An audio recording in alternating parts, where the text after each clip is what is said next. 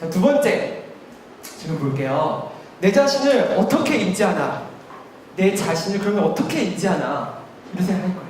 그 여러분 데카르트가 한 대표적인 말 아시죠? 데카르트 무슨 말 했나요? 데카르트 처음 들어보죠? 데카르트 데카르트가 무슨 말 했잖아요. 무슨 말 했나요? 무슨 말 했어요? 네? 너 자신을 알라. 그건 소크라테스 자신있게 말해서 너무 좋아요. 이런 거 너무 좋습니다. 데카르트가 한 말이 이거죠. 나는 생각한다. 고로 나는 존재한다. 근데 이게 무슨 말이에요, 그죠? 나는 생각하니까 나는 존재한다. 나는 생각하니까 이 생각이 나의 존재인가? 생각하는 사람이 난가?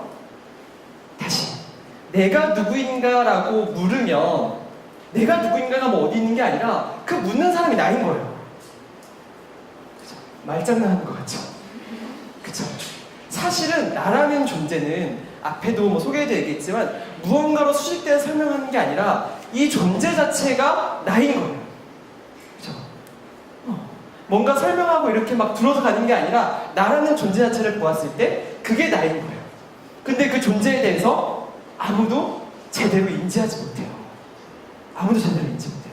나는 여기 있는데, 나는 여기 존재하는데, 다른 데서 물어볼 것도 없이 그냥 나를 보면 그게 나인데. 그쵸? 근데 정말 현대인들은 너무 바빠서 나라는 존재를 인지할 시간이 없어요. 시간이 없어요. 나라는 존재를 인지할 수 있는 한번 시간을 가져볼까요? 20초만. 눈을 감고 우리의 오감에 한번 집중을 해볼게요. 소리를 듣고 지금 피부의 감각을 느끼고 추운지 더운지 느끼고 무슨 소리가 나는지 내가 지금 어떤 감정인지 됐습니다. 이걸로 무슨 존재를 알겠어요, 그죠? 이걸로 무슨 존재를 알겠어요. 하지만 이런 거예요. 나는 생각한다 존재한다 해서 내가 아프잖아요? 아픈 존재가 나인 거예요. 그쵸? 내가 슬퍼요. 슬픈 존재가 나인 거예요. 근데 아프다 슬프다에만 집중하게 되니까 나라는 존재를 놓치게 되고 내가 왜 아프지, 내가 왜 슬프지, 어떻게 하면 안 슬플까만 생각하게 되는 거예요. 그래서 감각이 더 많이 열리고 현실 세계에서 현재를 인지하는 시간이 늘어나면 늘어날수록 내 자신에 대해서 인지할 수 있는 가능성이 훨씬 더 늘어나게 됩니다. 훨씬 더. 그렇죠? 내 자신을 인지하는 시간을 한번 가져보세요. 현재를 인식하는 거예요. 현재를. 보통의 사람들은 이제 나 자신을 설명할 때 과거를 불러와서 나는 이걸 했던 사람이라고 설명하거나 나는 정말 멋진 사람이 될 사람, 미래의 사람으로 나를 설명하는 거예요. 과거의 사람과 미래의 사람은 다 자기 자신이 아닙니다. 그쵸? 지금 현재 존재하고 있는 내 자신이 내 자신인 거예요. 그래서 모든 감각을 열고 하루에 잠깐이라도 눈을 감고 내 자신의 존재에 대해서 인식하고 내 자신의 이름을 자기가 부르고 이런 과정들이 너무나 필요해요. 그래야 정말 내 자신이 내 자신이 될 수 있습니다. 자, 번째 볼까요? 자, 나의 기준은 어디에서 왔는가? 내 자신이 생각하는 기준은 어디에서 왔는가? 이제 이런 이야기를 한번 해볼게요. 사실은 여러분들이 생각하는 기준, 이래야지 착해, 이래야지 성공한 거야. 여러분이 되게 무의식적인 뭔가 의사결정이나 판단을 하고 있거든요. 그 기준은 어디서 왔나라고 묻는 거예요. 그 기준은 어디에서 왔나? 과연 엄마가 얘기하셨나요? 책에서 얘기하나요? 세상에서 얘기하나요? 이거 진짜 어려운 얘기거든. 여러분이 가지고 있는 기준이 진짜 어디서 온 거지? 내가 저거를 보면서 더럽다고 판단하는데 왜 더럽다고 판단을 하지? 내가 저거를 보면서 안 좋다고 판단하는데 내가 왜 안 좋다고 판단하지? 이런 식의 판단 기준들이 다 있거든요. 근데 그 기준들은 도대체 어디서 온 거냐는 거예요. 여러분들이 더럽다고 판단하는 게 방글라데시에 가면 더러운 것인가? 여러분들이 성공한다고 행복하다고 판단하는 사람들이 다른 나라에 가면 행복한 것인가? 그죠? 여러분들이 미인이라고 미남이라고 생각하는 사람이 다른 곳에서 미인인가 미남인가? 정말 어려운 이야기입니다. 그죠? 한번 같이 보실게요. 경험대 한번 같이 볼게요. 저는 이전에 컨설팅 회사 다녔었어요. 아니었었는데 제가 너무 재수없게 저런 표정을 짓고 있는 친구가 있습니다. 네, 그래서 그런 친구가 있거든요. 그래서 그런 얘기를 하면서 경영학과에서 되게 가고 싶은 직장 중에 하나예요. 되게 가고 싶은 직장 중에 하나인데 가고 싶은 이유가 연봉이 높은 것은 말할 것도 없고 막 저녁 비용으로 막 2만 원, 2만 5천 원이 나와요. 집에 갈 때 모험 택시 타고 왔다 갔다 하고 뭔가 이제 왔다 갔다 할 때는 비행기는 항상 비즈니스만 같아. 이러거든요. 막 2년 정도 있어요. 막 이렇게 해가지고 막 아시아에서 뭐 베스트 뉴 컨설턴트 이렇게 뽑는데 뭐 이렇게 뽑혀가지고 전체 홈페이지 올라오고 막 이랬었어요. 저렇게 했었는데 재수없죠 여러분. 너무 재미는 없어지고 있어요. 근데 이렇게 하고 있었죠. 이제 친구들끼리 막 얘기를 하면서 2년쯤 지났을 때 너는 언제 되게 행복하니? 막 이런 질문을 했어요. 되게 술자리였거든요? 막 이렇게 막 그런 자리여가지고 되게 편하게 얘기를 하겠는데 그 대답을 듣고 되게 충격을 받았죠. 저는 모험 택시를 타고 다닐 때 그걸 듣는다. 쇼킹하지 않아요? 리크루팅 설명회 가서 후배들이 우러러보는 모습을 볼 때 자기가 근데 물론 술자리에서 있는 말이고 농담 말이긴 했지만 일견 진실인 것 같아요.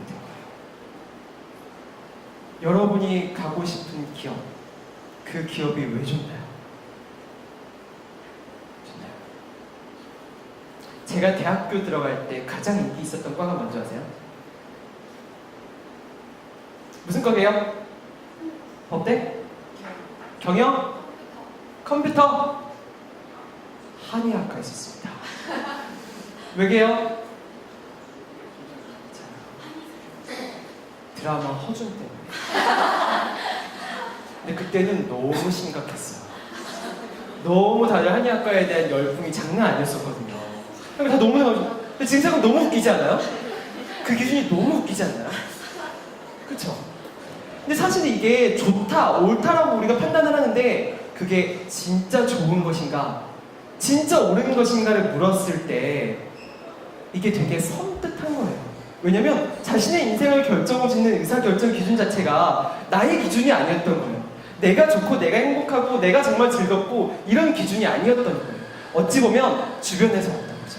제가 취업할 때 2008년 이럴 때 2007년 어떤 기업이 가장 인기 있었는지 아세요?